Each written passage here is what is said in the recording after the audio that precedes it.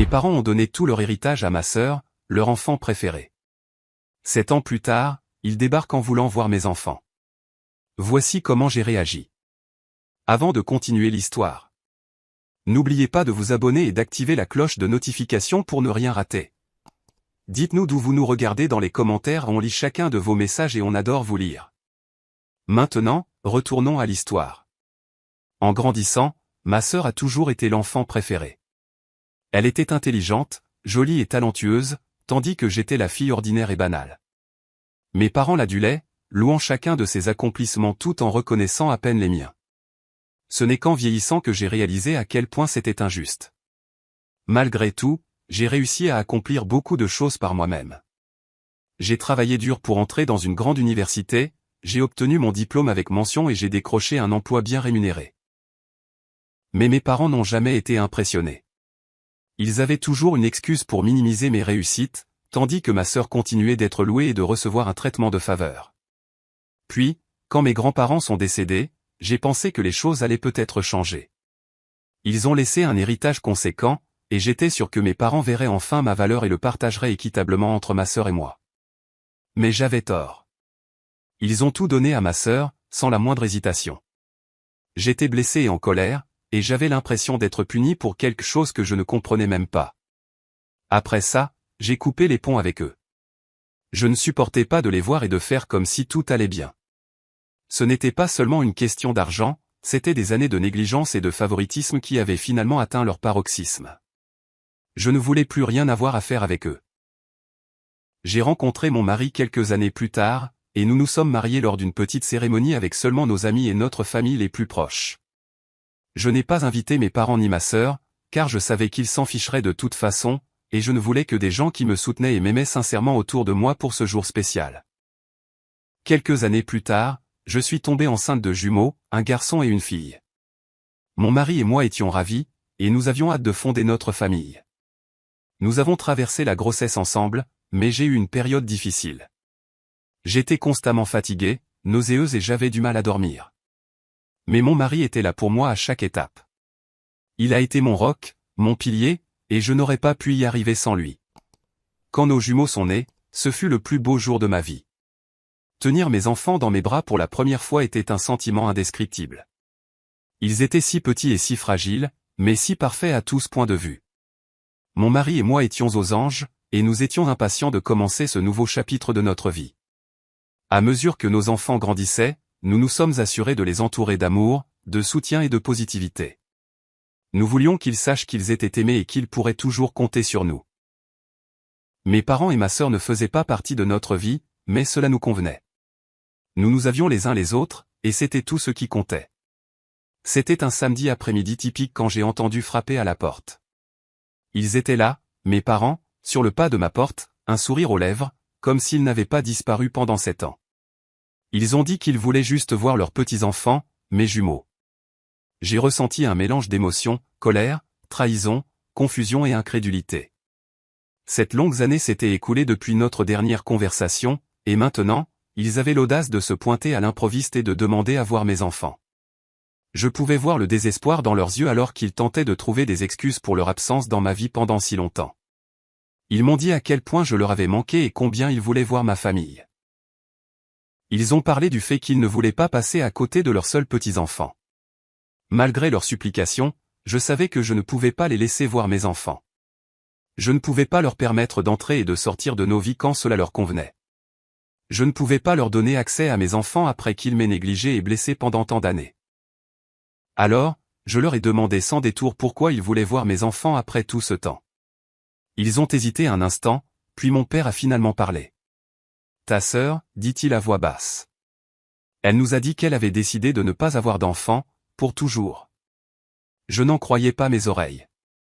Pendant toutes ces années, mes parents avaient choisi de tout donner à ma sœur, et maintenant, soudainement, elle ne voulait pas d'enfants.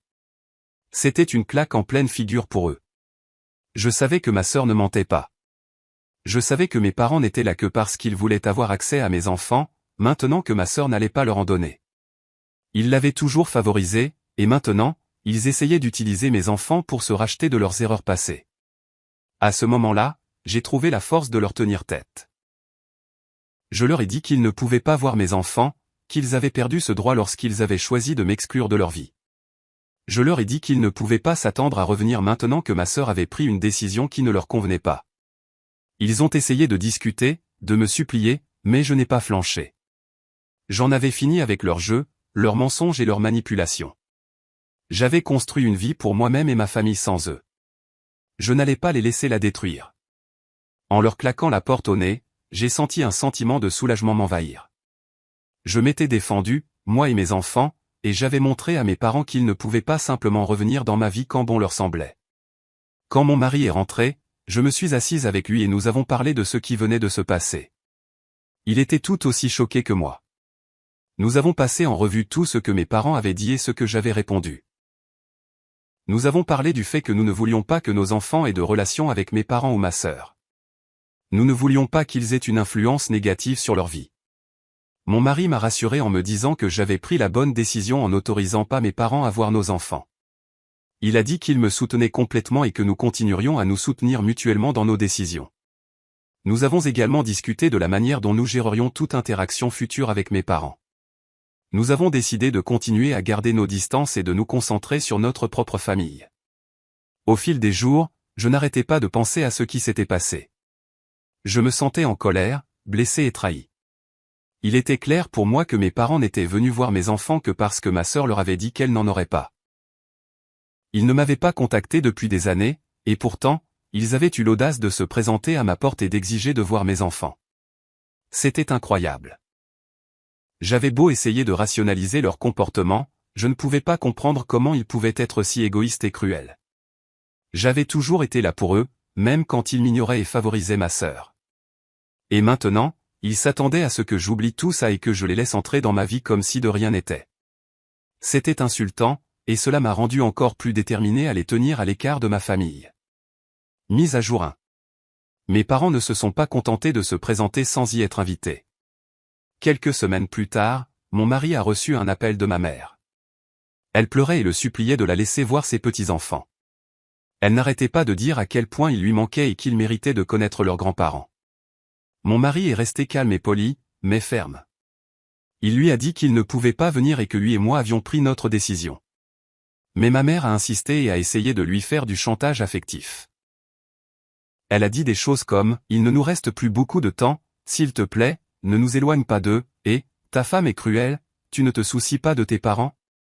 Puis, ils en sont venus à essayer de le soudoyer. Ils ont proposé de nous acheter une nouvelle voiture ou de payer les études de nos enfants si nous les laissions voir leurs petits-enfants. Mon mari a refusé leurs offres et leur a raccroché au nez. J'étais si en colère quand il m'a parlé de la conversation. Comment pouvait-il essayer de nous soudoyer pour voir nos enfants? C'était comme s'ils ne se souciaient pas du mal qu'ils avaient causé et ne s'intéressaient qu'à obtenir ce qu'ils voulaient. J'étais choquée et furieuse lorsque mon mari m'a parlé de la tentative de mes parents de le manipuler émotionnellement pour voir nos enfants. Il était clair qu'ils étaient désespérés de les voir et prêts à recourir à tous les moyens nécessaires. C'était une trahison, non seulement envers moi, mais envers toute ma famille. Je ne pouvais pas comprendre comment ils pouvaient être si égoïstes et manipulateurs. C'était comme s'ils ne se souciaient même pas du fait qu'ils m'avaient complètement exclu de leur vie et ne m'avaient rien laissé, mais voulaient seulement avoir accès à mes enfants. J'avais l'impression d'être juste un outil à utiliser et à jeter quand cela leur convenait. J'ai été particulièrement blessé par leur tentative de soudoyer mon mari. C'était comme s'ils ne se souciaient pas du fait qu'il était mon partenaire et que nous étions dans le même bateau. Ils essayaient de semer la zizanie entre nous et d'utiliser nos enfants comme moyen de pression. C'était dégoûtant et ça me donnait la nausée. J'étais déterminé à ne pas les laisser faire. Je savais que les laisser voir nos enfants ne ferait que valider leur comportement et leur ferait croire qu'ils pouvaient s'en tirer avec n'importe quoi. Je n'allais plus me laisser manipuler par eux. Ils avaient fait leur choix il y a des années, et ils devaient en assumer les conséquences. Mon mari et moi en avons longuement parlé, et nous étions tous les deux d'accord pour dire que nous devions tenir bon. Nous ne laisserions pas mes parents ni personne d'autre nous manipuler, nous ou nos enfants. Nous nous en tiendrions à notre décision. Nous étions une famille et nous nous protégerions mutuellement, quoi qu'il arrive. Section commentaires, traduite et adaptée. Pas en tort. Je soutiens entièrement votre décision. Vos parents ont montré à maintes reprises qu'ils ne vous accordent aucune valeur, ni à vous ni à vos accomplissements, et il n'est pas juste qu'ils essaient soudainement de revenir dans votre vie simplement parce qu'ils veulent voir vos enfants. Vous avez parfaitement le droit de protéger votre famille et votre tranquillité d'esprit. Vous êtes en tort. Je pense que vous devriez au moins les écouter. C'est votre famille, après tout, et ce n'est pas sain de garder des rancunes éternellement. Peut-être qu'ils ont une raison valable pour ce qu'ils ont fait. De plus, vos enfants pourraient bénéficier d'avoir plus de gens qui se soucient d'eux. Pas en tort. Honnêtement, vos parents et votre sœur ont l'air d'être des gens horribles. C'est dégoûtant qu'ils essaient de soudoyer votre mari juste pour voir vos enfants. Vous avez absolument raison de les tenir à l'écart de votre famille. Ne les laissez pas vous faire culpabiliser en vous faisant croire le contraire. Histoire suivante. Moi, 28F, comme beaucoup de femmes, j'ai appris grâce à la pandémie que je n'ai pas à me plier aux ridicules standards de beauté de la société. Avant, je me mettais sur mon 31, je m'assurais de toujours porter un maquillage chargé, niveau James Charles ou Nikki Tutorial, de faire en sorte que ma peau soit aussi lisse et sans défaut que celle d'un bébé, et ne parlons même pas de la situation de mes cheveux. Eh bien, mon mari, 30M, est agacé par cela. Il a dit qu'il aimait mon ancien look et qu'il a honte de sortir avec moi maintenant que j'ai décidé d'être une souillon paresseuse. Je lui ai dit que je m'habillais toujours pour nos dîners en amoureux ou pour les occasions importantes, mais que je n'avais tout simplement plus envie de porter du maquillage et des talons pour aller à l'épicerie ou nettoyer les toilettes. Il a dit que ce n'était pas si difficile de se maquiller un peu et de se raser. Alors je lui ai dit que s'il le pensait, il n'avait qu'à le prouver. Subir le même traitement que moi pour être belle, comme il dit. Il a accepté, car si je le faisais depuis des années, à quel point cela pouvait-il être difficile? Il a découvert peu après à quel point l'épilation à la cire est douloureuse. Il a appris combien de temps il faut à une femme aux cheveux longs, épais et arrivant à la taille pour les laver, les sécher et les coiffer. Il a appris à quel point porter certaines tenues tous les jours était inconfortable pour moi. Et comme il voulait que je me maquille, il a dû le faire aussi. Il était allé trop loin pour reculer, alors il m'a laissé le maquiller. Je ne lui ai pas fait un maquillage de drag queen complet, juste quelques petites choses pour rehausser ses traits et lui montrer l'effort que demande le maquillage. Inutile de dire qu'après une journée complète de ce traitement, il m'a dit qu'il était désolé et qu'il ne réalisait pas tout le travail que j'investissais dans mon apparence. Je lui ai dit d'imaginer maintenant la femme qui se fait faire des injections aux lèvres et du botox, et il a ri en disant « Dieu merci, tu n'es pas si exigeante ». Nous en avons ri tous les deux et j'ai eu l'impression d'avoir prouvé mon point. Le problème, il a raconté à ses sœurs ce que j'avais fait, ce qu'elles ont trouvé hilarant car elles aussi pensent qu'il est temps que les hommes comprennent le travail que certaines femmes consacrent à leur apparence. Puis, il a raconté à sa mère ce que j'avais fait, et maintenant, elle n'arrête pas de m'appeler et de m'envoyer des textos pour me dire que j'ai maltraité son fils, que c'est le devoir d'une femme d'être belle pour son mari, que je vais le faire fuir en étant une souillon paresseuse. Et de ne pas être surprise quand je finirai divorcée ou trompée. Je l'ai ignoré, mais maintenant mon mari me défend contre sa mère, et elle est furieuse qu'il prenne ma défense. Bref, ai-je tout gâché? J'essayais juste de prouver quelque chose. Ma belle-mère me déteste. Elle voulait que son fils épouse un mannequin Instagram grande, blanche, blonde aux yeux bleus, avec qui elle pourrait être la meilleure amie. À la place, je suis latina, petite, et je ne suis pas d'accord avec ses opinions. Section commentaires, traduite et adaptée. Pas en tort, mais attention, l'OP. Vous avez un spécimen rare de mari. Apparemment, s'il ne comprend pas votre point de vue, il vous laisse le mettre exactement dans votre position pour qu'il puisse voir les choses de votre perspective. N'abusez pas trop de ce pouvoir, il pourrait s'affaiblir. Pas en tort. Vous êtes marié à un homme merveilleux. Oui, au début, il avait des opinions toxiques sur les femmes, mais il a changé relativement vite et maintenant il vous défend contre la personne qui lui a inculqué cette vision. J'ai lu assez d'histoires de ce genre où les femmes font subir aux hommes le même traitement, épilation, maquillage, etc., mais l'homme devient super en colère, disant que la femme l'a humilié et va pleurer dans les jupes de sa mère. Mais vous avez un homme qui reconnaît quand il a tort. Histoire suivante. Mon ex et moi, tous deux 34 ans, avons 2 enfants ensemble. Notre fils a 11 ans et notre fille en a 8. Mon ex est marié à Jenna et est le beau-père de ses 4 enfants, âgés de 5 à 11 ans. Le second mariage de mon ex a créé une dynamique assez compliquée entre nous et pour nos enfants. Il trouve impossible de trouver du temps pour les activités extrascolaires de nos enfants quand ces beaux enfants on les leur à des endroits différents. Il a donc tenté de forcer nos enfants à abandonner ce qu'ils aiment pour faire autre chose. Je suis intervenu et j'ai proposé de les conduire, mais il a refusé. Donc, les enfants ne participent pas à leurs activités extrascolaires quand ils sont chez leur père, ce qui les contrarie, mais j'ai essayé de trouver une solution et mon ex a dit non. Il déteste vraiment qu'ils donnent la priorité à ces beaux enfants pour qu'ils gardent les leurs, et il n'aime pas l'idée de devoir faire des choses qui ne les intéressent pas juste pour faire quelque chose et faciliter la vie. Mon ex m'a dit qu'il lui avait exprimé cela et que je devais les aider à voir qu'ils sont égoïstes. Je lui ai dit que ce n'était pas vrai. Son argument est qu'ils ne sont pas proches de leurs demi-frères et sœurs par ressentiment. Je lui avais dit à l'époque qu'ils devraient donner la priorité à leurs intérêts autant qu'à ceux de ces beaux enfants, et il m'a ignoré. Il y a quelques mois, mes enfants ont exprimé leur intérêt pour un camp d'été d'une journée en particulier. J'en ai parlé à mon ex. Il a dit, pas question, qu'ils devaient aller là où ces beaux enfants voulaient aller, qu'ils n'allaient pas se compliquer la vie. J'ai fini par proposer de payer 100% du coût, ce qui l'a en quelque sorte convaincu. Puis, il y a une semaine, il m'a dit qu'il avait besoin que je prenne ses beaux enfants après le camp pendant 3 heures, d'ici la fin du camp. Que j'avais rendu sa vie plus difficile et que je devais l'aider. J'ai dit non. Mon ex est furieux. Nos enfants viennent chez moi après le camp, mais ces beaux enfants vont chez une babysitter payante, et apparemment, ce n'est ni juste ni correct, alors qu'ils pourraient économiser cet argent. Je lui ai dit que j'avais déjà pris en charge le coût du camp pour nos enfants parce qu'il voulait les forcer à en faire un qu'ils ne voulaient pas, car cela lui facilitait la vie. Je lui ai dit que je ne prendrais pas ces beaux enfants en plus de ça. Il m'a dit que je faisais obstacle au rapprochement des enfants en tant que fratrie et que je rendais la division plus claire. Je pense qu'il est ridicule et je suis en total désaccord avec lui quand il dit que je nuis à la relation des enfants. Il pense toujours que je suis une salope de ne pas les prendre, en utilisant l'argument que, ce ne sont que des enfants, c'est la famille des enfants, et, ils voudront les voir.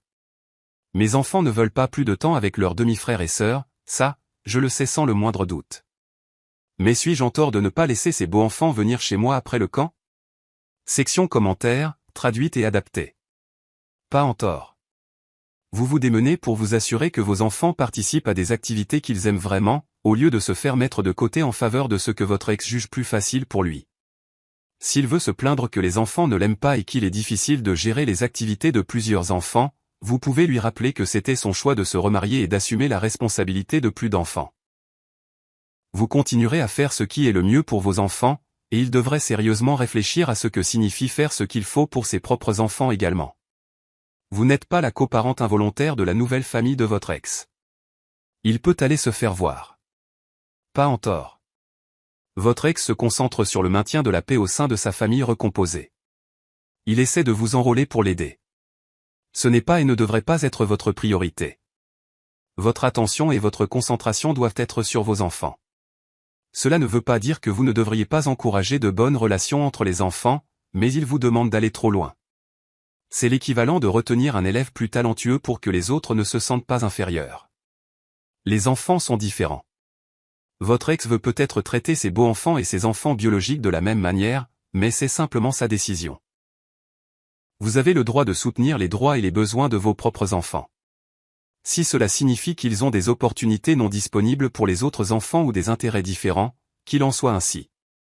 En d'autres termes, la façon dont vous gérez les choses est excellente, et vous avez raison de refuser de faire la babysitter. Ce n'est pas une attente raisonnable de la part de votre ex. Si vous avez aimé, laissez un like, abonnez-vous et partagez avec vos amis. Bullon lit tous vos commentaires, alors dites-nous ce que vous en avez pensé, votre soutien nous motive chaque jour.